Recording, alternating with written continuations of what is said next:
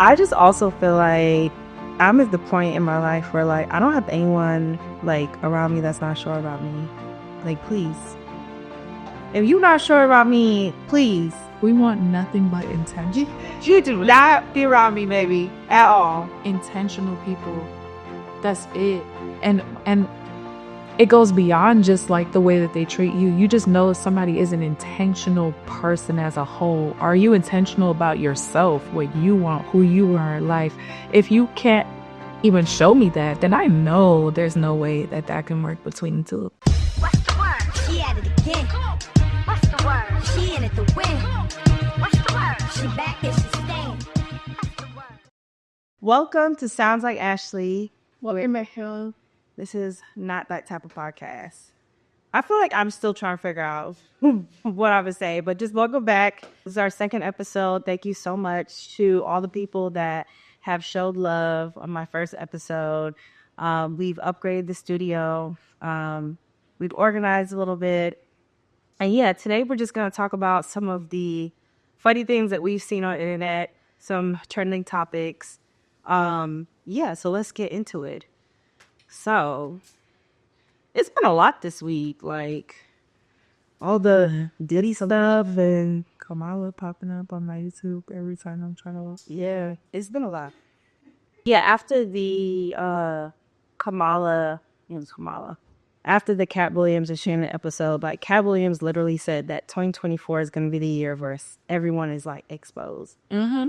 And I'm like looking at all the stuff that's unraveling, like post Diddy being arrested. I'm just like, this is insane. It really is. Yeah. When you think about it, you just know that Cat had to be one of those dudes that was like, I'm here, but I'm not involved. I see what's going on, but I'm aware. Like, he was taking notes. It makes me wonder if like this is why a lot of people are like starting to turn their life over to God. I've been seeing so many celebrities like all of a sudden like, you know, Ooh. dive deep into the word. Hey, about yeah, which is a good thing, but like it just makes you feel like what's coming. I don't think it's a good thing. To me, like it's not. Because what I've seen is that religion, for one, throughout history, has always been weaponized, right? People have used religion to push their own agendas. Yeah. And it's just the same thing happening all over again, but now we're talking about on a media or an internet scale. Like me, I would love to name an example, but I'm not going to name drop. But there is a certain influencer that I followed on Instagram. I thought she was a really cool individual, seen her a few times in real life. And she essentially changed her, rebranded, right? Gave her life over to God. And then I went out one night with one of my girls and I heard my song. I mean, she was shady and She was recently in the media too. Yeah, she was like someone like bringing out calendars and notebooks and stuff like that, I think. it was like, I'm a businesswoman now. I have a child to think of, and my life is beginning to God. But, you know, us children of God aren't perfect. Right, right. But I hear what you're saying. But we can be imperfect. But what I would never do is get on a global platform and say, I am now a child of God, when I know that I'm actively not doing the work. That is trying to monetize faith. But I do feel like the work is like up and down. But I feel like I give people grace when it comes to that because like I might be doing the work for like months straight and you might catch me in a parking lot at Walmart ready to shoot somebody. Ready to crash out. Right? I mean, I don't shoot people. But I'm just saying, like, Yeah. and next thing you know, you're saying that, like, oh, this is the child of God. So it's like, you just never know. Like, and the person you speak of, I personally, like, I just have a soft spot for her. I don't know why. Yeah. But I feel like it's so hard. It's definitely based on experience. So in the moment when I was seeing you in real time, it was like, it wasn't even a moment of shame or like judgment. It was more so like, I really am praying for you in real life. Like, I hope you really do tap into that higher power because Yeah. it just makes you feel sad. It's like, yeah, why are we pushing that to the into the masses? But that's not what you're here to do. No, I hear you. I definitely hear you. Okay, so talking about giving your life over to God, I saw something of like, that heavy so weak. Like the question was, like, who do you think from the Bible could fight? Who you think could fight? It better be Eve because, girl, I got beef with you.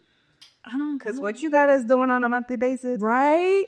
you Right? better have the hand. Right? Because when I catch you, Ricky, when I catch you, Ricky. So who you think could fight? To be honest, I would say Jesus. Jesus flipped that table over. He was like, I would not have this in the name of my father. Word to me. Goodbye. I'm done. But okay, they try, but it goes back into the same topic. It's like it brings that extra dog out of you. Like I think that if I had to pick a character, not even a character, but if I had to pick a persona from the Bible that had a fight, it would definitely be Jesus Christ. Definitely. Jesus stood on business every time. Okay, I hate you. Honestly, I think it was Noah.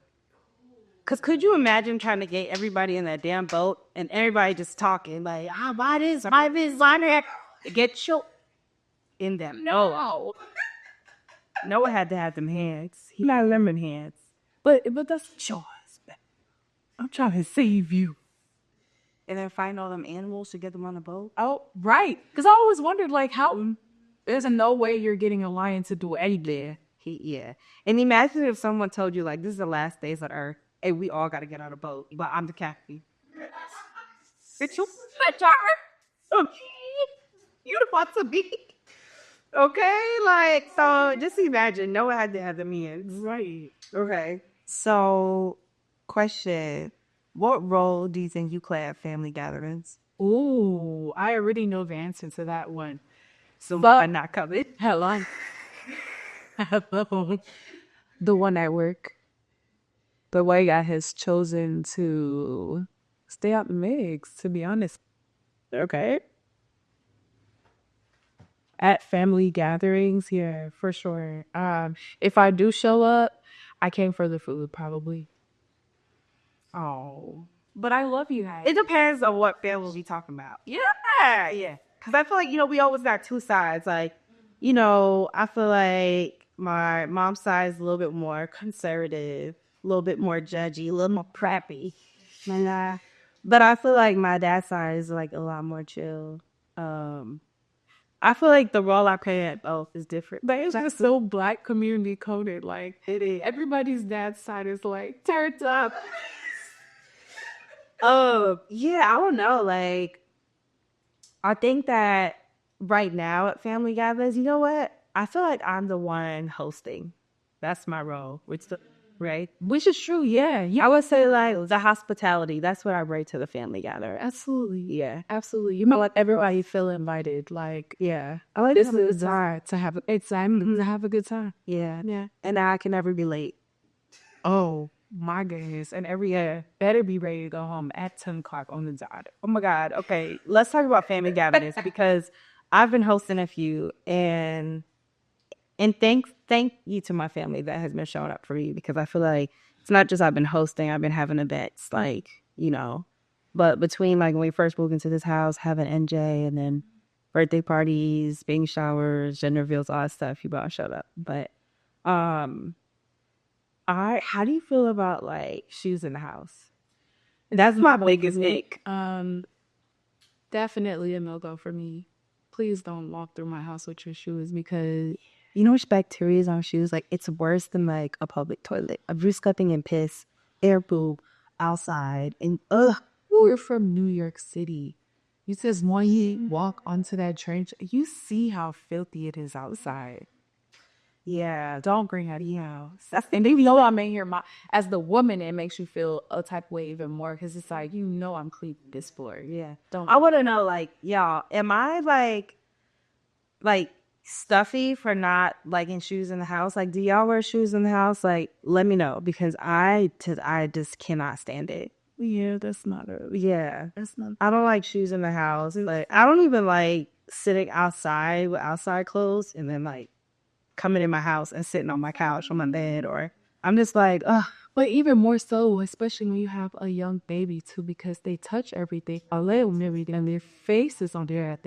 I wouldn't want to come in from outside and sit on the same couch that I know there's probably 1-year-old that's gonna lick this exact seat. Like exactly, that's like So, yeah. So another one is, what's the nastiest read you ever seen someone get? the nastiest read. Yes. Oh, I'm gonna tell you. I think mine is like when Cat Williams was on Wanda's radio show. No, nice. I could literally watch that all day. If I need to kick me up, I could watch that 30 times. No, definitely. And I think the best reads are always the ones where it's like it's unprovoked. Like you polar the bear and then you got big. You know, like I would have to think on that one because that's a hard one. I don't know. Off the dome, I feel like the best one, only because it's so funny, it would be New York on Flavor Flav, where she was like, they tell me I look like Beyonce.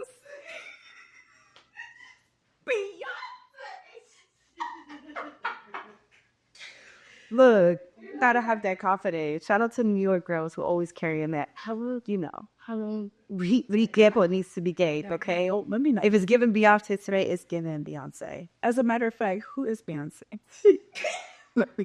So I think actually on the same show, New York was like to Delicious, like, give it up, Delicious. You look like a man.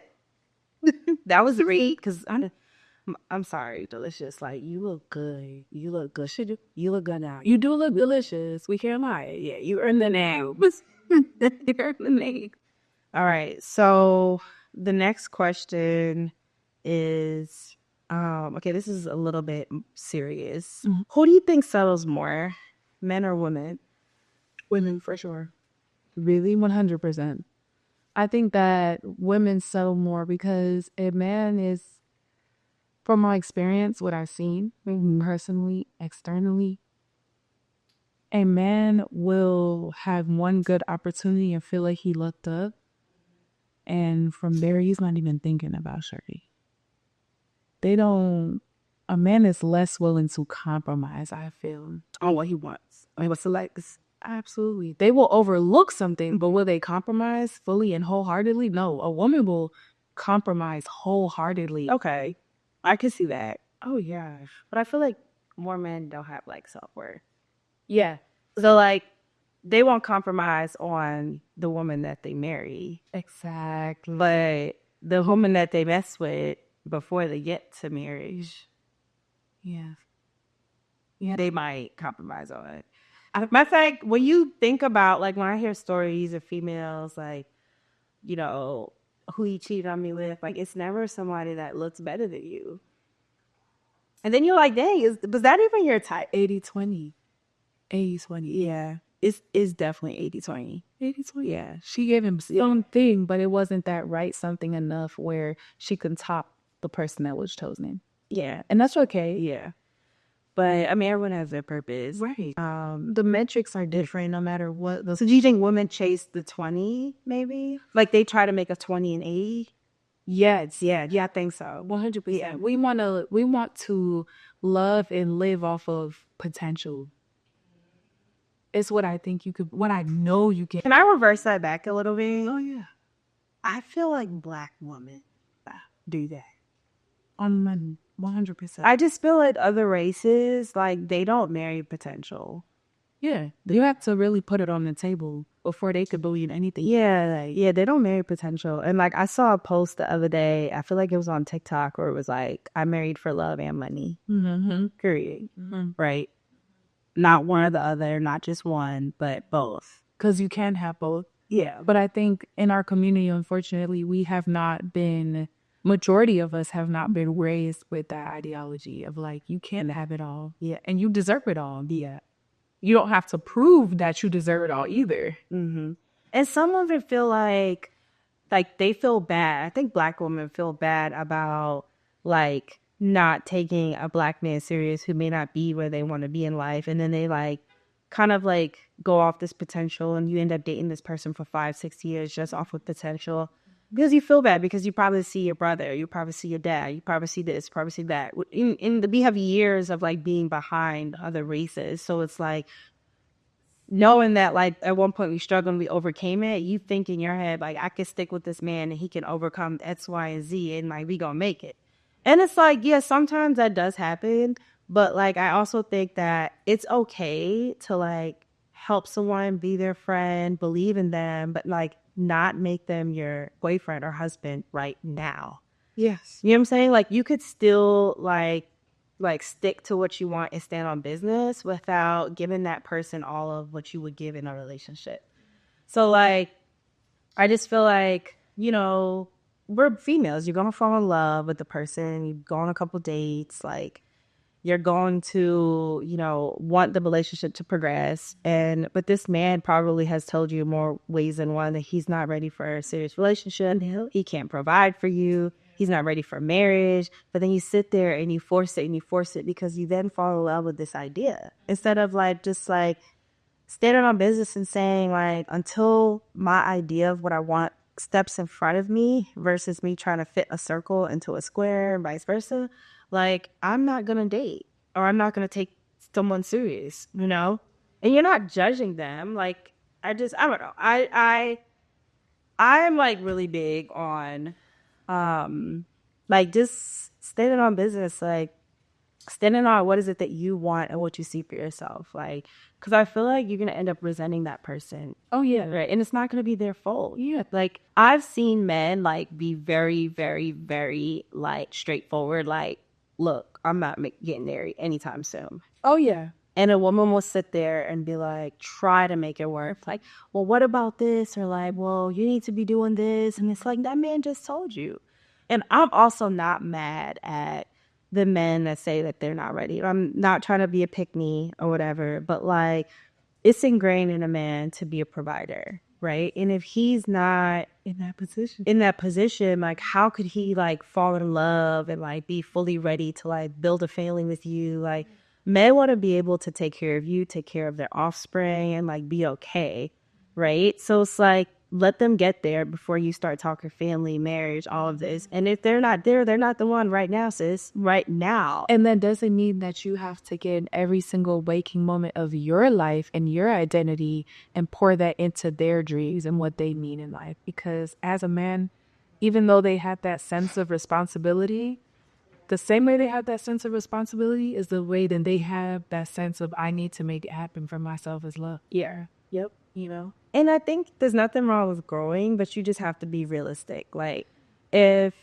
you know, a man came to me or I met a man at 22 and he's 22 and like we're both trying to like establish like who we are and what we want, like I feel like that makes sense, right? But like if you're 30, like, you know, yes, we have all this technology, IBMs and all that kind of stuff, but yeah, but like the biological clock is ticking. So like eventually even with IVF, like it gets harder, right? So it's like what you want is going to change as you get older. So like, you know, do you want It's only a matter of time before you start realizing I'm only in my mid-20s now, right? And at the midway point, I feel like I already have the understanding that when I step into a new dynamic with somebody and I'm dating them, I know what I want to put on the table. These are my expectations and these are what I want for myself. If you are not in the position to provide that, fulfill that in some kind of way and vice versa, it just can't work. You don't have to waste the time. We don't have to waste the resources, you know, like you kind of get to a point where I don't even want to say you just start reading people but you just learn how to compartmentalize certain men or vice versa, you know, when you're dating. There's always the signs of the type of person that they are. Amen. You can meet somebody and say, okay, I met you or your type 3, 4, 5 times before. If I get to this third question and you don't check off this box, I know that this is not going to work. And it's not a personal thing. It's not that I need you to change or, you know, be a chameleon and develop into that. But I feel like, of course, as women from a young age, we we have an idea of what we want from a very young age, whereas men have to develop that over time. And when you present a man at a young age or in his early 20s or late 20s even, and you're like, hey, this is what I like, this is what I want for myself, this is my vision, this is my personal dilemma when dating. It's like, yes, I can try to date most of my peers, but the average 24 to 29-year-old is not established yet, especially in 2024. The criteria may have been different in the early 2000s, the 90s and 80s. So yeah, you had 21-year-olds with homes and cars and careers. It's true. The average 25-year-old is not even making it paycheck to paycheck. Yeah. I'm gonna say this, like, I have fun in my 20s. Like, I got married at 32 and I met my husband at 27.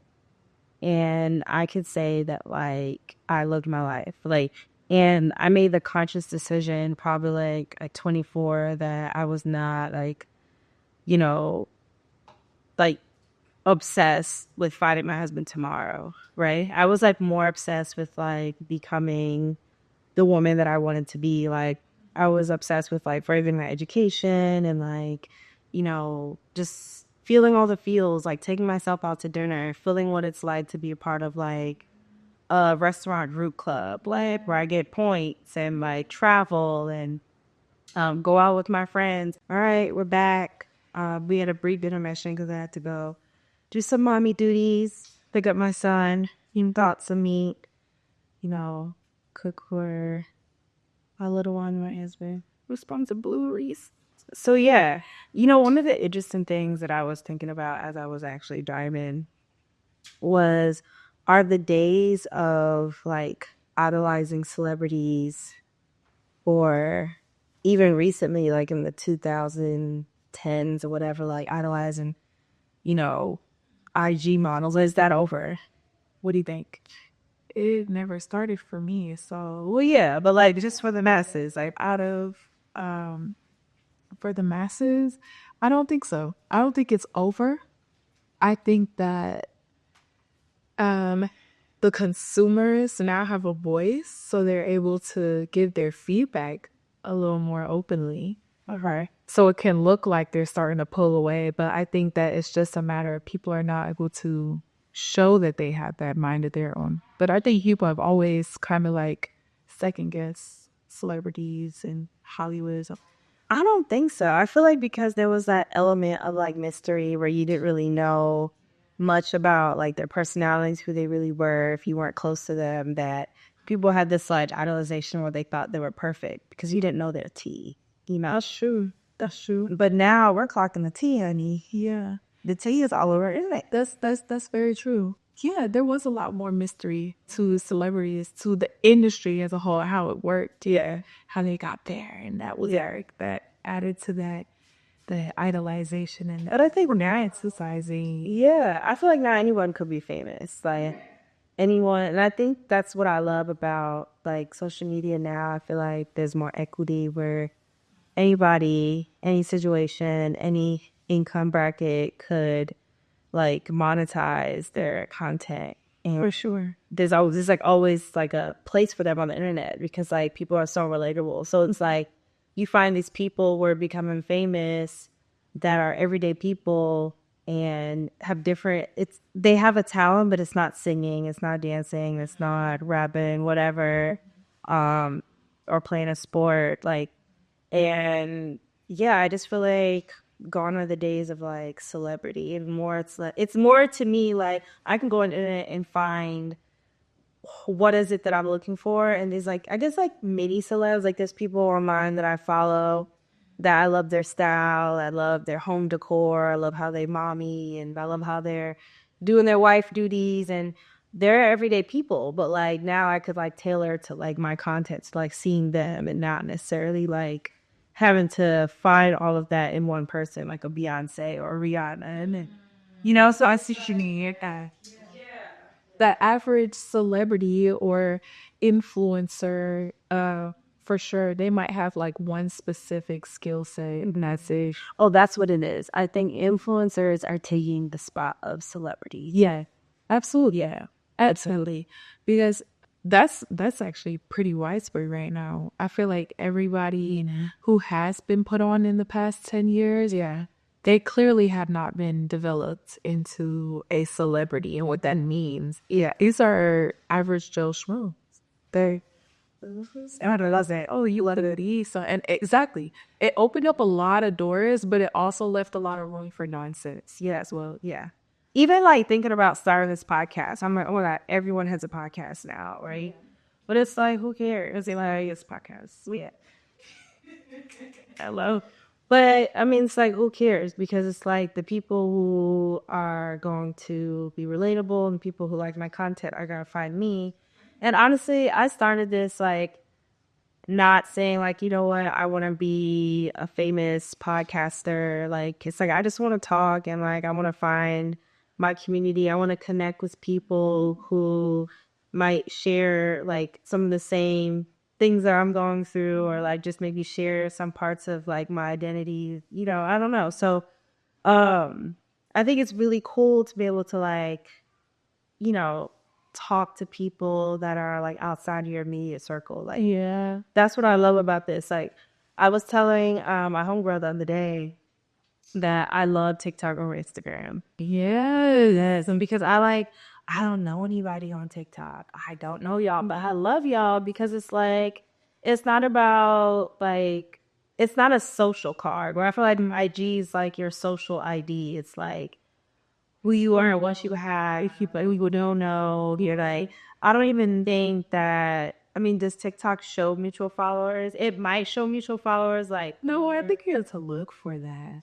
Yeah, it'll come up as like suggest. yeah, to follow that person. But like, if I go to someone's profile, it's not going to say, oh, this person, that person, that person. You're following them because I feel like a lot of people on the internet like follow each other because someone that they deem is cool or worthy follows that person too. Like it's not really because you even really probably care for that person. Because Instagram has it as a feature where they put that on the forefront.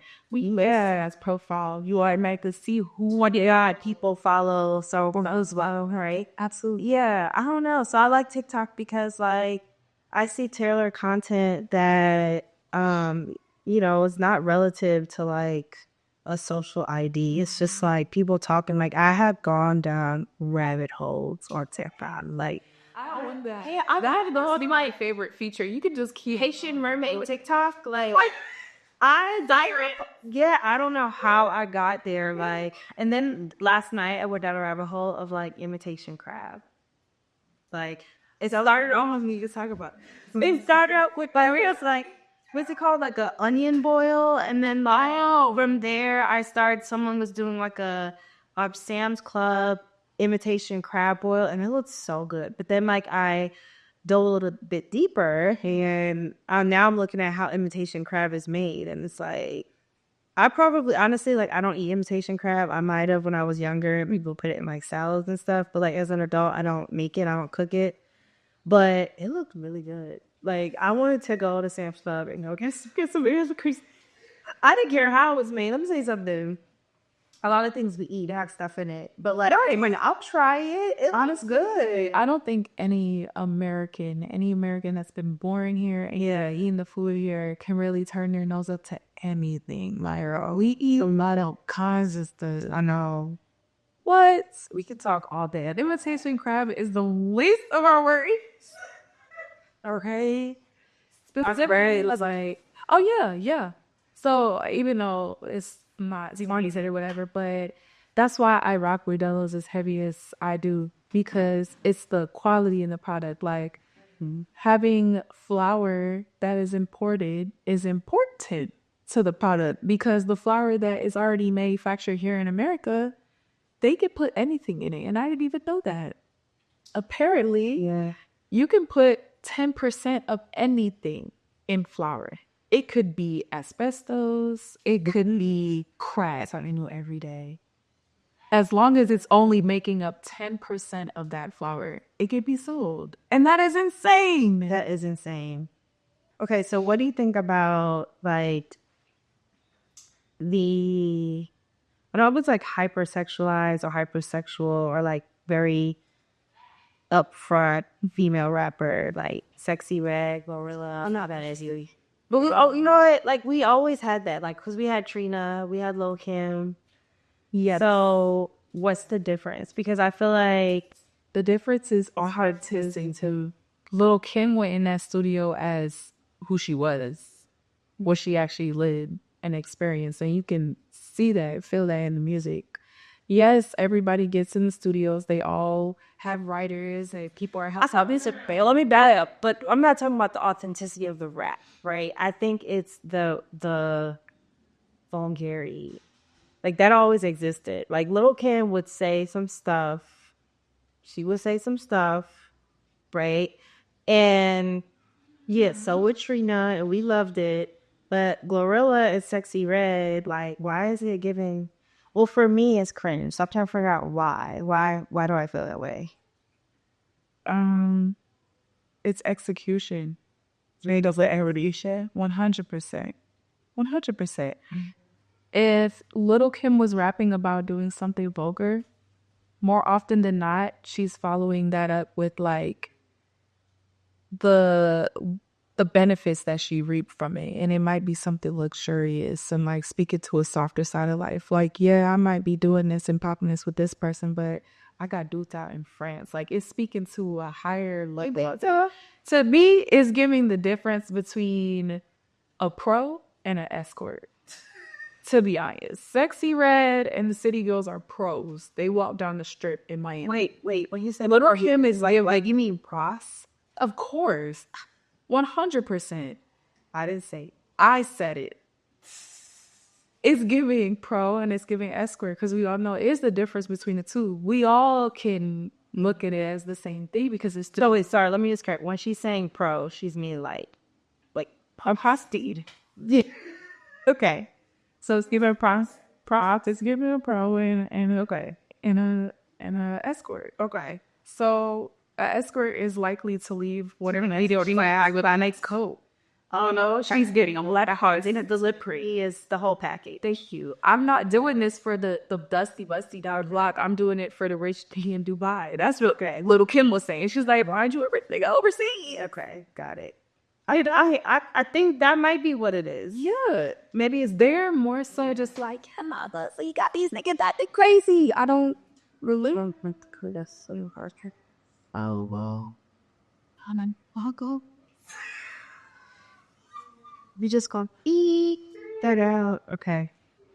The former CEO of Abercrombie and Fitch just got arrested on sex trafficking and interstate prostitution charges. Are we surprised? I mean, what ends up on 124? Like, cat, what That's a lot of naked fun parts. I mean, besides all that, though, like, it's just like, I want to know, like, I think that these things were always happening, but like, I want to know why now is it being exposed? Like, is it more so like the FBI clean house and we got a new generation of agents that are just like not playing any games? Or like, are these people not, I hate to get all like Illuminati and like conspiracy theory, but like, are these people like they didn't do what they needed to do, so they're being exposed? Like, what's going on? Because like some of these things I wanted to remain conspiracy theories, like the fact that it's reality is scaring me. I would say anything. I feel like anything that's going on in the media is calculated. When people are making the wrong decisions behind the scenes, yeah, like somebody's pressing the button on that. Somebody's starting the witch hunt.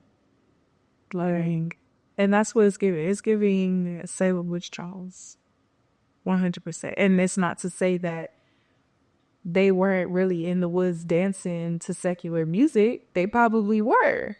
Yeah. But somebody who felt the type of way with these people was like, look at them and look at what they're doing, go get them.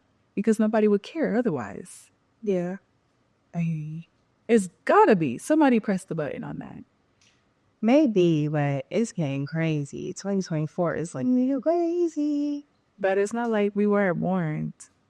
Like we said earlier, Cal Williams definitely said every one of them is gonna get. It doesn't matter who you are, who you know. So also apparently like men are speaking up on new policies that they want from the new administration. So, like, one of the things is What do men want now? they want a federal mandate for DNA testing of newborn. You're not gonna get it. But why? I'm not mad at that. No, I am. It is going to be weaponized. How's it every woman that is in a situationship, because if you're not married, at the end of the day, it is what it is. Every woman that gets pregnant outside of wedlock, that is going to be pushed above him. What's wrong? You have to go get it. What's wrong with it is the level of we always take the accountability off of the men. And I think that's an act that Wait. What do you mean accountability off of that? Because they're saying that after your baby's born, it gets mandatory. Like your baby goes through DNA testing to make sure that the parents are the parents. What is wrong with that? again, it takes away the accountability from these men. These men know exactly who they licking and sticking, and they know what they did. And I get that, yes, there are women who have multiple partners, X, Y, and Z. There's always a room for doubt. Yeah. At the end of the day, I think something like that would, it supports a society where we now feel even more inclined to keep having kids out of wedlock and keep having kids in an irresponsible manner. Because if I know now that I don't even have to worry about having her get a DNA test because I know she got to take it. Like, that just, to me, it's a domino effect. What do you mean you don't have to worry about her taking? I feel like everyone should like. Let me put it in this. I honestly, married or not, I feel like DNA tests. No, that's some not. Could you imagine? Let me ask you a question. Could you imagine taking care of a kid for 18 years and that baby is not your kid? No, but it should be an option. I don't think that should be a mandate. You cannot force people to do that. That's still my pick me and my child. You're not swabbing them for anything. If I know that you and I had been together for the past 6 months, don't look me in my face and be like, yeah, you have to go swap that child. No, because we both know what we did. We both know. I hear you. Now, if it's an option, that's different. But so you are like, when you don't have to go through that, that's not cool. Because the woman's not going through anything. Yes, she is. Because that is targeted. That is a mandate that honestly, it can benefit children. There are always going to be the two sides. But I see that as 100% being used by a lot of misogynistic, like, jerks. There are men who already feel like they had that power because it's an option already. Like, yeah, I can't have her take a test after that. I don't gotta worry about that. Yeah. Imagine if it was automatic. The attitude that these guys would come. Okay, I see what you were saying, because like sometimes, like, if it's a situation and it's not necessarily like they're dating, like they might say, I'm not going to even support her until a DNA test come out or whatever. And I know you got to take it. I don't have to speak to you until you push. Yeah, it's crazy. I can see that. But I just feel like there's always a good or bad, like in terms of like any type of policies or laws. There's people that like it's going to really benefit, and there's people that like are going to take advantage of it. Right? So anything that sounds like a mandate is scary on a federal level, but at the same time, do I agree that like men and women should know, like, we know because we push them out, but like you also might want to know like if this is really the father or not. Like, I definitely think that DNA tests should at least be available at birth. Maybe not. Yeah. Maybe not mandatory, but definitely be available and free. Yes. And maybe that as a whole should be free. We should not be paid to keep the population going. That is insanity. Yeah. Women should not have to pay to do what we humanly are made to do. The medical industry, yeah.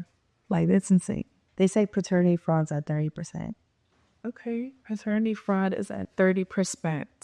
So I saw like someone repost this, and it was pretty much like I think it was a tweet that said like, it's people out here bonding over not liking you, miserable weirdos. Yeah, what do you think about that? Do you really think that like a group of people get together and they have like a I hate so-and-so campaign? Or do you think it's like, I don't know, like, it almost seems kind of like narcissistic to think that way, that like people are like, you're that important. But then like, I don't know, a certain level of narcissism can also be healthy. I think there's a difference between like, or let me retract that. It's not the narcissism that's healthy. It's more so you can be narcissistic or you can just have really strong discernment. Yeah. It's like some things you really just know and you feel and you're like, okay. And that thing we know. Haters look up. They just do. and you know what? You know what? Let's go back, because I definitely had a situation where I felt that way. Like, I had a situation where I had two friends that I had introduced to each other. They knew each other through me, and they remained close through me. But like, if one of them had an issue with me or whatever, like, they would phone each other, and I was like, hold on. Yeah, because like, All over here being missy for. well, not even that. Like, I just felt less free about, like, y'all are each other's person when it comes to talking about me, but like, are y'all really each other's person in general? Like, are y'all really even friends? Like, if I remove myself, would you still be friends? Like, you gonna visit her, or is she gonna go visit you, or is she calling you to tell you that her man did X, Y, and Z? Like, I don't think so. Bonding that you had. Yeah. So like, and that bothered me. Like, I just felt like that was so whack, and like there was just like a lack of loyalty there and boundaries that I probably didn't set like from the get go. Because I've always been the type of person that like, my friends is your friends, and if I love you, then she gonna love you, and like, we all love each other. They're smashed together, yeah. Yeah, but not when it, right, not when shit fed, and yeah, no, you order phone a friend, the next thing you know, like, you're the center of conversation, and that's hack. Yeah, because at some point, like there's a level of loyalty that gets broken there. But yeah, I think that's kind of way that definitely happened to me, and I was like, I don't like this, and I don't like how that feels. Like, I feel like it's giving, I'm entertaining this conversation because I secretly feel the same way that you do, but I just don't know where the feeling's coming from. Yeah. I think the average lady has probably experienced that at one point or another. Like, because at the end of the day, we all just fall out with people or you just outgrow people. And if you have now allowed these two people who are still like-minded, they're bound to connect. That is true. They're bound to connect because they're still in that area together. So it's natural. Let them stay there. That's the way I see it. Yeah, that makes sense too. Yeah, that makes sense too. But I don't have them problems anymore. Like, Right. You stop having those type of problems when you learn to trust your instinct and your gut a lot more. The benefit of the doubt is nonsense. Don't do it. It's not worth it. yeah, I just also feel like I'm at the point in my life where like, I don't have anyone like around me that's not sure about me. Like, please, if you're not sure about me, please. We want nothing but intention. You do not be around me, maybe, at all. Intentional people. That's it. And it goes beyond just like the way that they treat you. You just know if somebody is an intentional person as a whole. Are you intentional about yourself, what you want, who you are in life? If you can't even show me that, then I know there's no way that can work between the two of us. Yeah. I really think that ever since I started like listening to like my discernment more, and just like paying attention to that anxious feeling you feel, and like, someone rings your phone, or like, if you get together and you just feel like, dang, something feels uneasy about this relationship. Exactly. Yeah. And it's like people that you genuinely love, you just don't feel that way with. It's like if I get this negative emotion every time I even have a thought of you or a recollection of you, it's like No, I got that person. I got that feeling for people that I genuinely love. Yeah. It was like I felt like something had shifted. Yeah, and we talked about that in the last episode. But I realized that even now, like meeting new people, if I get that feeling, and I think it's more so now a feeling of this person isn't necessarily sure of who they are yet, right? And like that like trying to get close to someone who's in that space has been harder. It's gotten harder and harder for me because I'm like in the space where like I want to be around folks who know who they are that can teach me something. Exactly. Because then like when you know who you are, like we don't have to worry about projections and we don't have to worry about, you know, Them internalizing something that could just be super harmless. yeah, exactly. Because you're confident in who you are, what you stand for, what you like, what you look like everything. So it's like whatever I say, whatever I got going on, like is literally like nothing to you except, you know, just being able to like show up and be happy and like engage in like healthy dialogue. So like that's definitely a space that I love being in right now. Like my community is definitely locked there. If you like reference back to the last episode, it's exactly like you said. Some people are just determined to not like you. Once they made their mind up, there is no getting close to that person because you don't even know who you're getting close to. You're getting close to a facade, a farce. So there's no benefit in that. Yeah, for you. It's really a give kind of situation with that point. Yep, that's true. There's definitely people that I like looked up to as well, like in terms of what they had going on the outside. And then like as we got closer and I started to realize like the things that they paid attention to in other people, like they didn't know who they were. And we've all been there before. Like, I definitely think that what you choose to pay attention to in others, it says a lot about where you are and what you care about. So, I definitely get it. But anyway, talking in circles, back to them saying like, you know, people bonding over not liking you or whatever. I definitely think the statement is true. But I also feel cringe like when people repost stuff like that because Like what?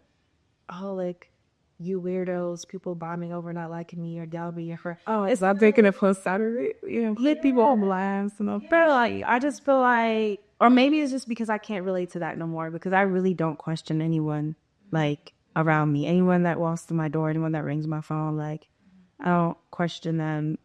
It's genuine love, sisterhood. So it's like where I do see people post that, it's like you probably need to like sit back and reflect. But I had to do. Yes.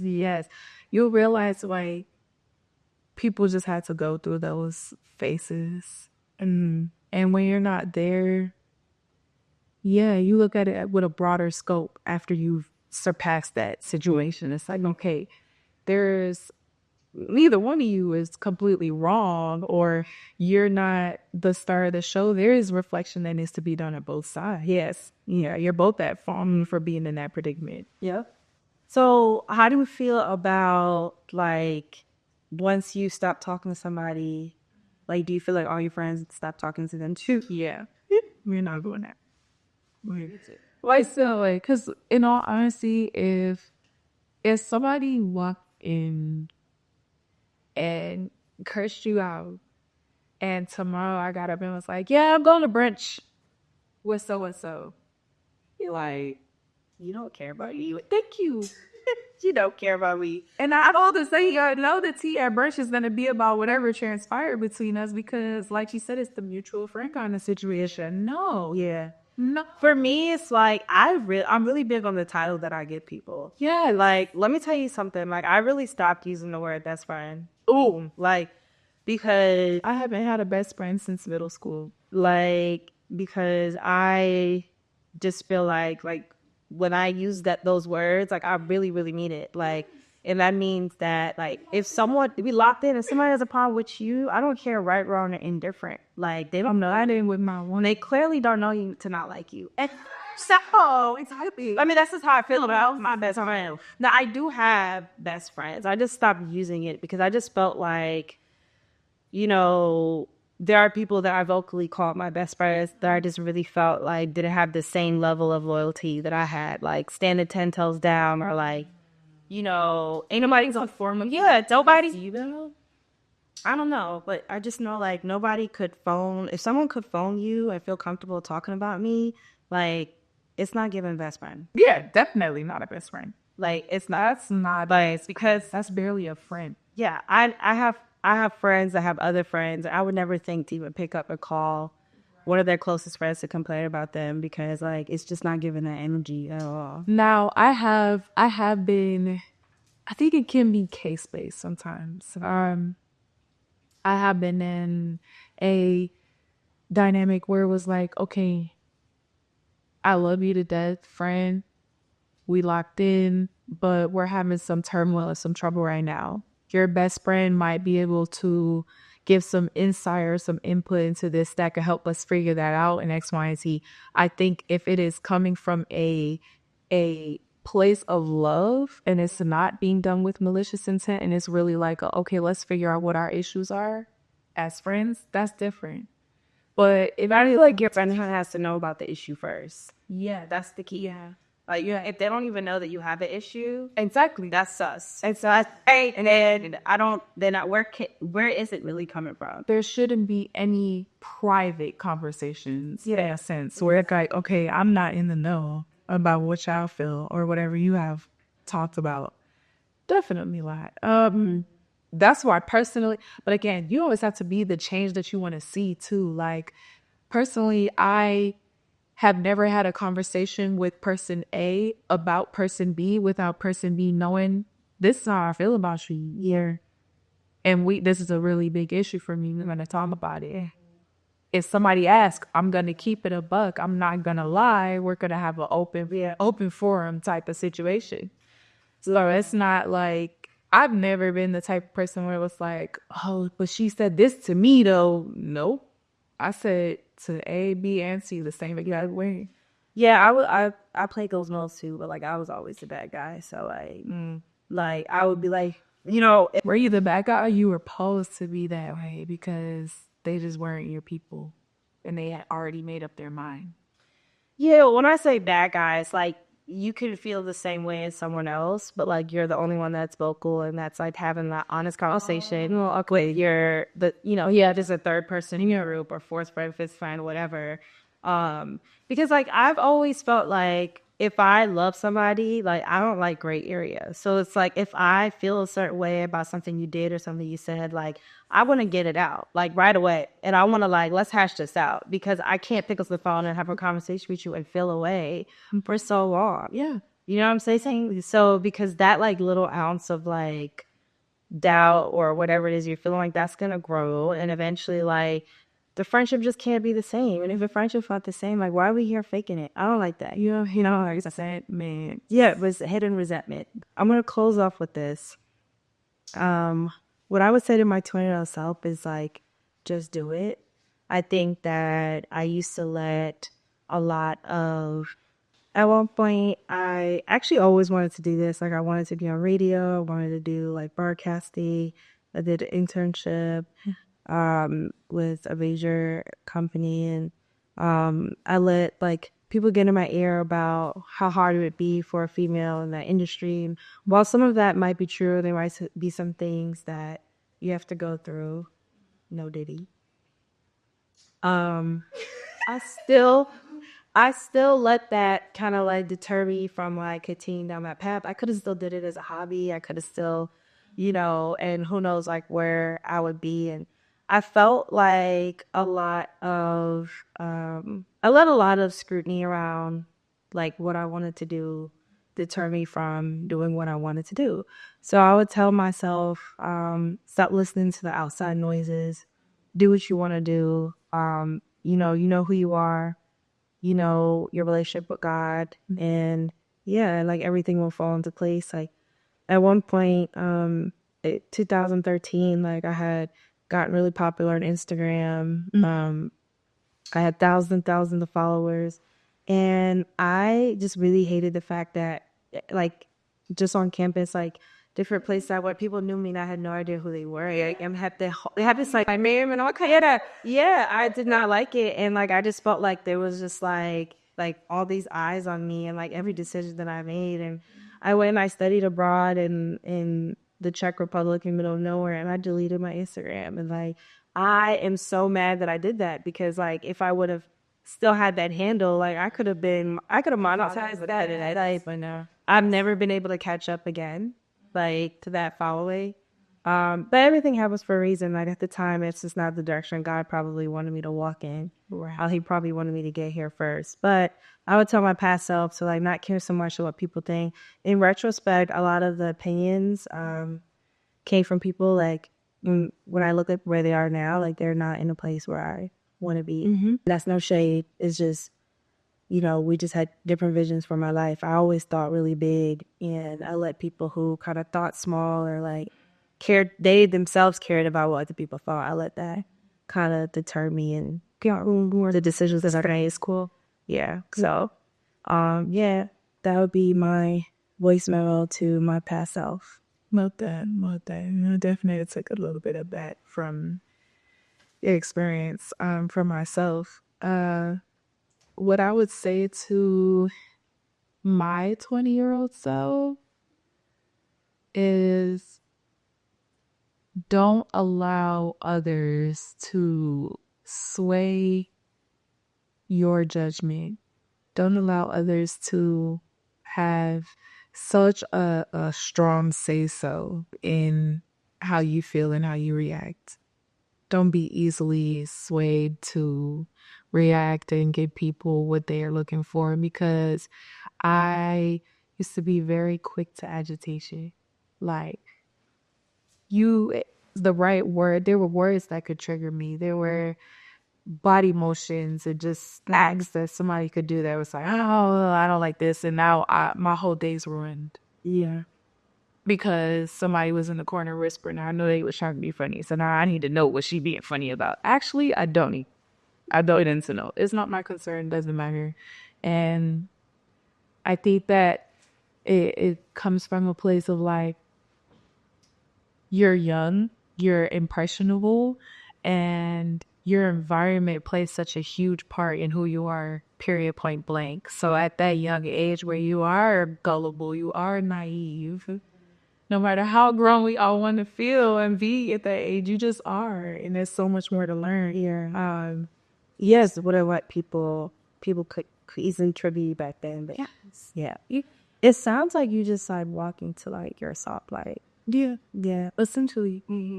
Because I'm like, I realize who I am and who I am aspiring to be and working towards being already. And I'm like, there's nothing or anyone out there that can even make me feel a type of way, because I'm like, I'm already on my path. What are you have no influence. You have no real say so and no control over my life or me or the people around me. So what does it matter? Is what I'm always telling myself. Like, Yeah. I have to remind myself of that often. But more to come. We could dive a little bit deeper, but a part of balancing, being a mom, being a wife, yeah, is life to get back to. I got life to get back to. I could talk all day, but we're gonna give you more. But we're just learning, how the recording goes. Like, we just added some new equipment. I'm continuously looking to, like, improve my studio space. So any tips in the comments, like, feel free to drop them. I want to connect with my fellow podcasters and influencers, and people who know all about, like, recording and audio tech and cameras. Like, please, like, let's connect, talk. But yeah, so thanks for tuning in to Sounds Like Ashley. We'll see you next time. Bye. Bye.